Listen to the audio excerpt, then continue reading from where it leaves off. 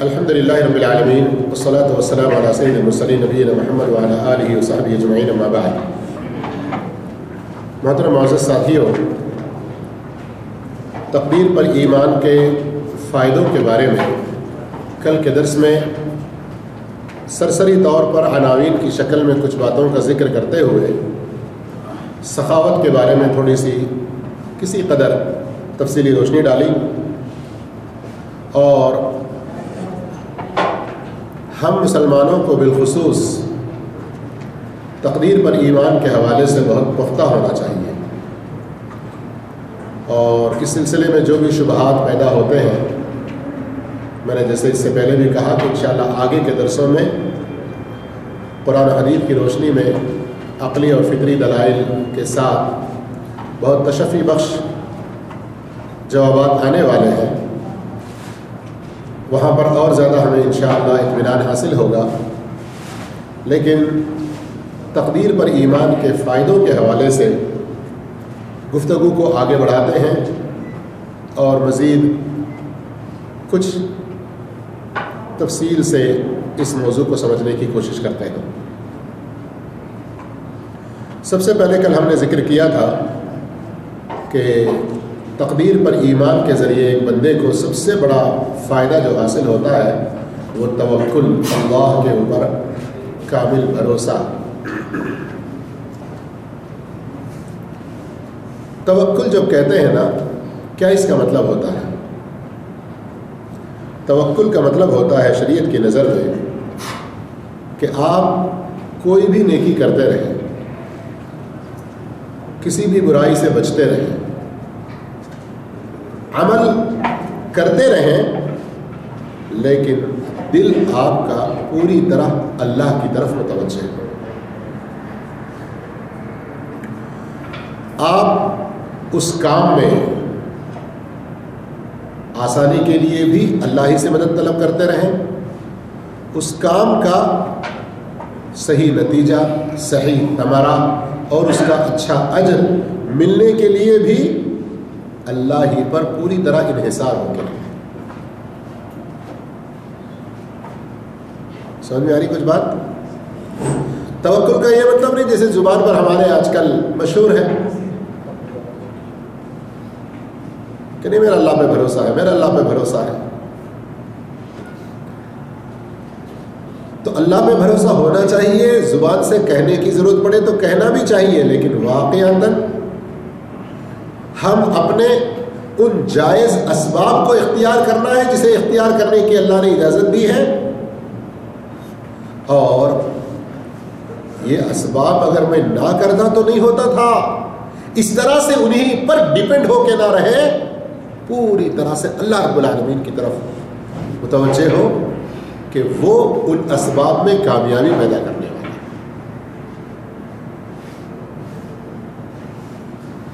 اب جس کا ایمان تقدیر پر جتنا پختہ ہوگا،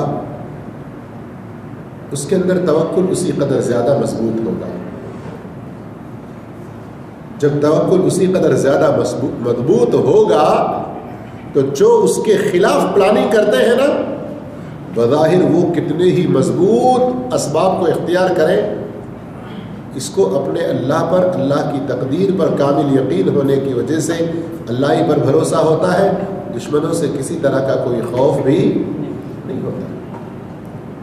ابن عباس رضی اللہ عنہ کہتے ہیں حسبنا اللہ ونعم الوکیل. ابراہیم علیہ السلام نے اس وقت کہا تھا جب آگ میں انہیں ڈالا گیا. اور سورہ آل عمران کو پڑھیں آپ. نبی کریم صلی اللہ علیہ وسلم اور صحابہ نے اس وقت کہا تھا جب لوگ ڈرا رہے تھے، لو اب تو مدینے کی مٹھی بھر جماعت پوری طرح سے پس جائے گی، ختم ہو جائے گی، ہر طرف سے لوگ ٹوٹ پڑ رہے ہیں، تو کیا کہا؟ حسبنا اللہ. کس کا کیا بس ہے، کس کی کیا زور، کس کی کیا طاقت، کس کا کیا زور چل سکتا ہے، ہمارے لیے تو اللہ کافی ہے. یہ جملہ بھی کب ادا ہو سکتا ہے؟ جب مکمل طور پر اللہ کے اوپر بھروسہ ہوگا. اب اس کے لیے کیا ہے؟ ہماری زندگی کے مختلف موقعوں پر، مختلف حالات میں، مختلف مرحلوں میں اس طرح کی جو دعائیں سکھائی گئی ہیں ان کا بھی ہمیں اہتمام کرنا. مثال کے طور پر گھر سے نکلتے وقت کی دعا میں کیا ہے؟ بسم اللہ توکلت علی اللہ. بات اسی پر اگر میں بڑھاتا جاؤں تو بہت لمبی ہو جائے گی. دوسرا ایک بہت بڑا فائدہ تقدیر کے ذریعے جو کل ہم نے ذکر کیا وہ حسن ظن. حسن ظن کیا مطلب اس کا؟ کہ ایک مومن ہمیشہ اللہ کے ساتھ حسن ظن رکھتا ہے، اسی سے مضبوط امید رکھتا ہے، اور اسے یقین ہے کہ اللہ جو بھی فیصلہ کرے گا، جو بھی فیصلہ کرے گا، بظاہر دنیا کے حالات میں، لوگوں کی نظروں میں، خود اسے اپنے آپ بہت نقصان، لوگ کہیں گے یہ تو بڑا متوبہ بنا پھرتا تھا لیکن دیکھو لگتا پیچھے سے کچھ ہے اس لیے اس کے اوپر اتنی مصیبت ہے. لوگ آج کہتے ہیں نا اس طرح سے تانے دیتے ہیں، ان تانوں کی کوئی پرواہ نہ کریں. حسن ظن اللہ کے ساتھ اچھی امید لگا کے رکھیں اس پورے یقین کے ساتھ کہ اللہ عدل والا ہے، کبھی کوئی کسی پر ظلم کرنے والا نہیں ہے، اس کا ہر کام حکمت سے بھرا ہوا ہے، اور عدل والا ہے، حکمت والا ہے.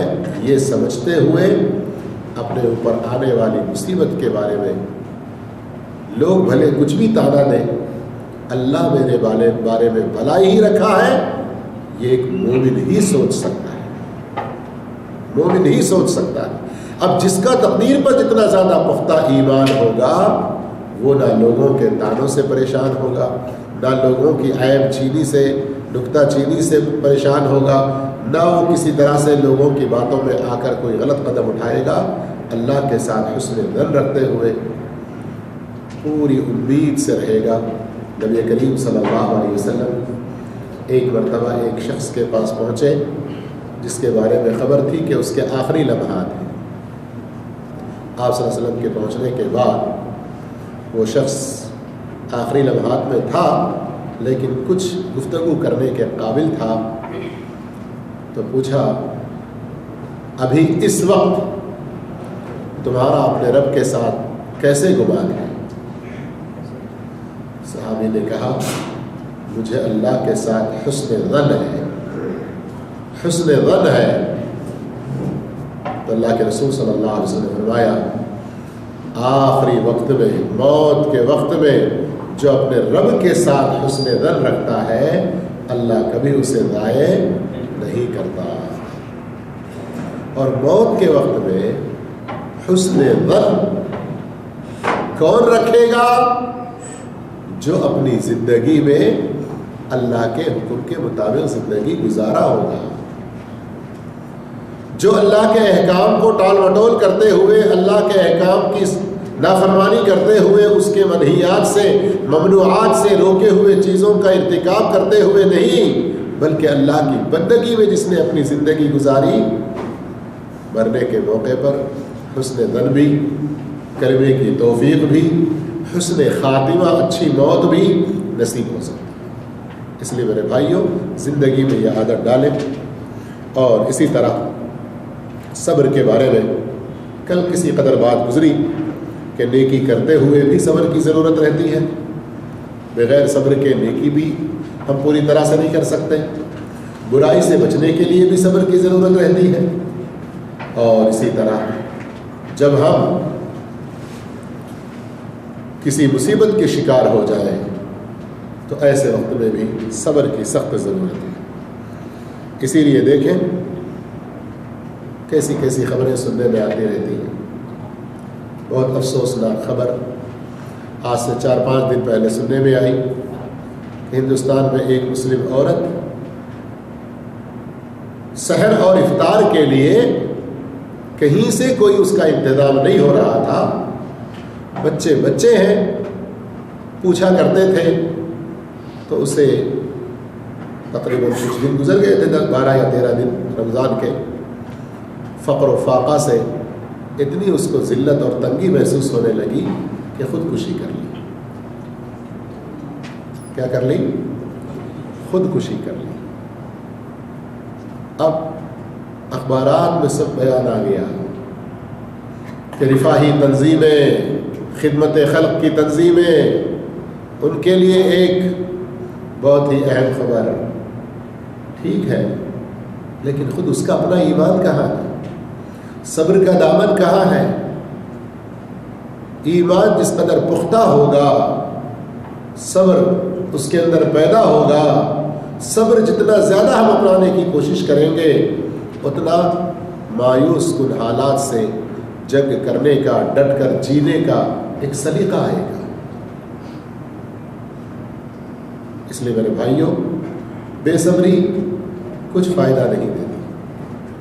اسی لیے اللہ کے رسول صلی اللہ علیہ وسلم نے ایک موقع میں فرمایا ما اعطی احد اوسع وخیر من الصبر. کسی کو بھی صبر سے بڑھ کر بڑی نعمت جو خیر کے اعتبار سے بھی بہت اچھی، بہت خوب، اور وسعت کے اعتبار سے بھی اس سے بڑی نعمت کوئی اور نہیں. اس لیے صبر کو ہر حالت میں لازم پکڑیں، لیکن ایک غلط فہمی کو دور کریں. صبر کا یہ معنی نہیں ہے کہ آپ حالات کا مقابلہ کرنے کے لیے جو جائز وسائل اختیار کرنا ہے وہ نہ کریں. سمجھ میں آئی بات؟ مثال کے طور پر کفیل سے آپ کو تنخواہیں نہیں مل رہی ہیں تو صبر کریں. اس کا یہ مطلب نہیں کہ بس بیٹھے رہیں خاموش. جو جائز کوشش کرنا ہے وہ کریں. لیبر کوڈ جانے کی بات ہو، کسی کا واسطہ لگا کر اس کو بنوانے کی بات ہو. صبر کرنے کا مطلب کیا ہے؟ کفیل تو تنخواہ نہیں دے رہا ہے لیکن میں خود کیشیئر ہوں، روزانہ 10-20 کیا ہے، اس سے زیادہ بھی میں اٹھا سکتا ہوں. یہ صبر نہیں ہے، اپنے آپ کو حرام میں ڈالنا. سمجھ میں آ رہی بات؟ ابھی آتے آتے بھائی نے ایک خبر دی کہ ان کے چچیرے غالباً بھائی ہیں جن کا اسی رمضان میں انتقال ہوا، اللہ ان کی مغفرت فرمائے. جوان آدمی تھے اور اللہ رب العالمین ان کے والدین، ان کے رشتہ دار، اعزاء و اقارب کو بھی صبر جمیل کی توفیق عطا فرمائے. کہتے ہیں کہ یہاں جلسوں میں پابندی سے وہ آتے رہتے ہیں، تو جو کچھ نصیحتیں سنی تھیں انہوں نے اپنے والدہ کے ذریعے اپنے ان رشتہ داروں کو پہنچایا تو الحمدللہ کافی فائدہ ہوا. کافی فائدہ ہوا. چیخنا، چلانا، پھاڑنا، یہ جو موت کے وقت میں ہمارے ہاں بعض جاہلانہ رسوم ہوتے ہیں تو ان سے بچ گئے. تو صبر کے لیے کبھی کسی کی نصیحت کو قبول بھی کرنا چاہیے. ہم کسی جگہ پر ایسا ماحول دیکھیں کہ لوگ بے صبری کر رہے ہیں تو تھوڑا سا ہم انہیں نصیحت کرنے کی کوشش بھی کرنا چاہیے. اور اسی طرح سے میرے بھائیوں، اگر ہم تقدیر پر اچھا اور پختہ ایمان رکھتے ہیں تو یقیناً ہماری زندگی میں بہت سارے اور فائدے بھی حاصل ہوں گے. مثال کے طور پر جو آدمی جتنا زیادہ تقدیر پر پختہ ایمان رکھے گا اور اس کا ایمان صحیح اور درست ہوگا تو وہ بڑا بہادر اور سخت سے سخت حالات میں بھی ڈٹ کر ان مصیبتوں کا اور ان مشکلات کا مقابلہ کرنے والا بنے گا. امام ابن قیم رحمۃ اللہ علیہ نے بہت لمبی اور بہت ہی اچھی گفتگو کی ہے. اس کا خلاصہ یہ ہے، کئی ایسے غیر مسلم ہمیں ملتے ہیں جو فکر و دانش میں، بعض دنیا کے علوم میں بڑے ماہر ہیں لیکن تقدیر پر ایمان نہ ہونے کی وجہ سے وہ حالات کا ڈٹ کر مقابلہ نہیں کر پاتا، خودکشی کر جاتے ہیں. اور فی الوقت میری یادداشت میں کچھ ایسے لوگ بھی آ رہے ہیں کہ جنہوں نے لوگوں کو ایک اچھی زندگی گزارنے کے بارے میں بڑی ٹریننگ کی کلاسیں دی، موٹیویشنل کلاسز یا پھر اس کو آج کل کیا کہتے ہیں، آج کل ایک نئی اصطلاح استعمال ہوئی ہے، پرسنالٹی ڈیولپمنٹ ٹریننگ کلاسز. لیکن کتنے تعجب کی بات ہے کہ ایسے بعض ٹرینرز، تدریب دینے والے مدربین، ان کے بارے میں پتا چلا کہ وہ خودکشی کی ہے. اور بعض ایسے ڈاکٹروں کے بارے میں کہ جب ان کے پاس ایک تقدیر پر پختہ ایمان رکھنے والا اچھا مسلمان، اللہ نے اس مسلمان کو آزمایا، بعض بیماریاں اس کو ایسی لاحق ہوئی کہ ڈاکٹر اس کا علاج کرتے ہوئے حیران و پریشان کہ اس طرح کی خطرناک بیماری پر بھی یہ کتنا مطمئن ہے. اور اسی سعودی عرب کا واقعہ، آرامکو کمپنی میں گورے ملک کا ایک بڑا افسر، اس کی آفس میں صفائی کرنے والا ایک مسلمان، وہ افسر ہر دن اس لڑکے کو دیکھتا کہ چہرے پر مسکراہٹ ہے، اپنے کام سے بڑا مطمئن. کام بھی کیا ہے، لوگوں کی نظروں میں حقیر نا، ارے یہ آفس بھائی ہے، یہ ہمارا آفس کی صفائی کرنے والا، اس طرح سے ذرا گھٹیا انداز میں کہتے ہیں نا. لیکن وہ افسر غور کرتا تھا کہ یہ ہمیشہ اس کے چہرے پر مسکراہٹ ہے اور اچھی طرح سے بڑے دل سے کام کرتا ہے. تو کئی مرتبہ ملاحظہ کرنے کے بعد ایک بار پوچھا اس نے، تو اس نے کہا الحمدللہ میں مسلمان ہوں، کیوں خوش نہ رہوں. کیا عجیب اس کی زبان سے بھی بات نکلی. اللہ میرے لیے جو کرتا ہے اچھا کرتا ہے، جو جتنا دے رہا ہے بہت ہے. تو اتنی چھوٹی تیری تنخواہ، شاید تیرے گھر والوں کی پوری ضرورتیں نہ ہوتی ہوں گی، تو کیسے خوش رہتا ہے؟ کہتا نہیں الحمدللہ اللہ کا بڑا شکر ہے. تو بڑا حیران ہوا اور پھر وہ کچھ تحقیق میں لگ گیا. بالآخر اللہ رب العالمین نے اس کو اسلام کی ہدایت دی. پھر اس افسر نے عمرہ بھی کیا. اس کے بعد وہ کہتا ہے یقیناً ایمان ایسی بڑی دولت ہے کہ اس کے نہ ہونے سے دنیا کی کتنی ہی نعمتیں انسان کے پاس ہوں، وہ کبھی اسے اطمینان نہیں دلا سکتے. میرے بھائیوں، ایسا ایمان ہم اگر اپنائیں، ہماری زندگیوں میں بہت بڑی تبدیلی آئے. وقت چونکہ ساتھ نہیں دیتا، ورنہ کچھ اور واقعات تقدیر پر ایمان کے فائدوں کے حوالے سے اور لمبی گفتگو ہو سکتی ہے. لیکن آپ کو جو کتاب دی گئی ہے اس کے اندر آپ صفحہ نمبر 22 اور 23 کا مطالعہ کریں. خاص طور پر کچھ بڑی فائدے کی باتیں ملے گی. جزاک اللہ خیر. السلام علیکم ورحمۃ اللہ.